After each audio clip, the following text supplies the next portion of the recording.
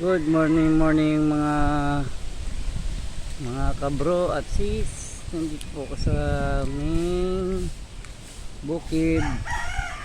Kasalukuyan pong nagbibideo sa nangyaring bagyong Yuan.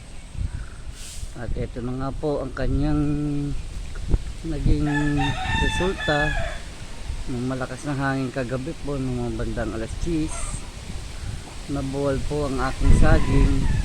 Sana hindi pa naman pwedeng tibain, pero pwede na rin po nang hihinayang. Mamayang pakukuha ko yan mamaya sa misis ko. So devastating talaga yung nangyari, sobrang lakas ng hangin kagabi. Ito po ang area po ng aking bukid. So dito po kami natulog kagabi. Sa awa ng Diyos, medyo puyat kasi nagmo-monitor sa hangin. Ayan lang po. Ang alagang saging na may liit pa medyo humilig ng konti. Iba naman natumba. Okay lang po. Paling ulit, ganun talaga ang buhay. Sa awa ng Diyos, mga manok kompleto pa rin naman kahit 4 na piraso dito sa aming bukid ito.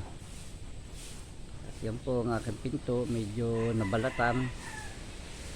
Sa awa ng Diyos, ang aking bubong naman po ay kompleto, wala naman pong na sariklat.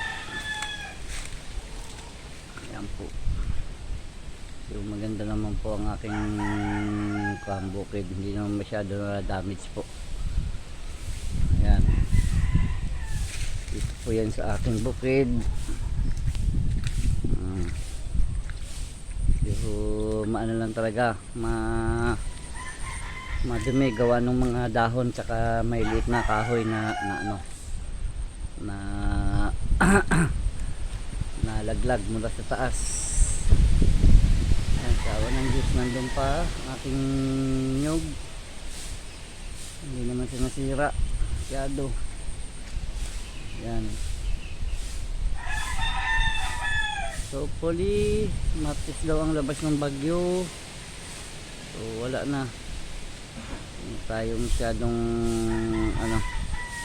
magkaroon ng major damage sa ating area.